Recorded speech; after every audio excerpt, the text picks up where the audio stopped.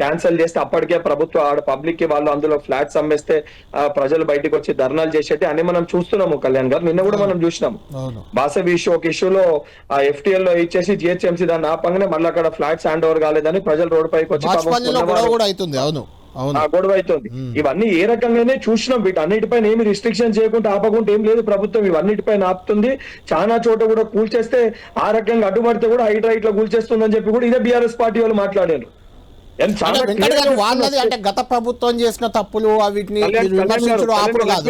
ఇప్పుడు 9,292 ఎకరాలను ఎక్కడికక్కడ ఇండస్ట్రీ ల్యాండ్స్ మొత్తాన్ని ఒకే ఘటన కట్టేసి 30%కి ఇలా వదిలించుకోవడం కాకుండా కొన్నిటిని స్వాధీనం చేసుకోవచ్చు, కొన్నిటిని యూటిలైజ్ చేయొచ్చు, ఇంకా కొన్నిటిని పొల్యూషన్ లేకుండా ఇబ్బంది లేకుండా మార్చొచ్చు.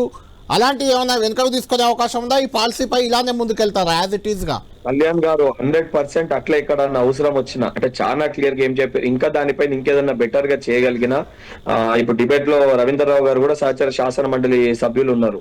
వారికి ఏదైనా సలహా సూచనలు ఉన్నా ఎవరు కూడా ఏదైనా ఒపీనియన్ ఉన్న దీని రకంగా చేస్తే బాగుంటుందని ప్రతిపక్షాలుగా వారు కూడా ఏదైనా సలహా సూచనలు ఇస్తే తెలంగాణ రాష్ట్ర అభివృద్ధి కోసం, తెలంగాణ ప్రజల బాగు కోసం అన్నిటిని కూడా ఈ ప్రజాప్రభుత్వం అందరి అభిప్రాయాలు తీసుకొని ముందుకు వెళ్ళడానికి సిద్ధంగా ఉన్నాము.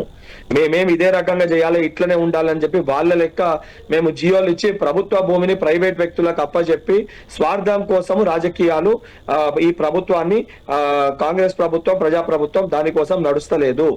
గతంలో చేసినట్టు అసొంటి ఒక పరిస్థితి ఏర్పడొద్దనే ఉద్దేశంతో 100% ట్రాన్స్పరెన్సీ తోటి చేయడం జరుగుతుందని చాలా క్లియర్ గా చెప్పడం జరుగుతుంది.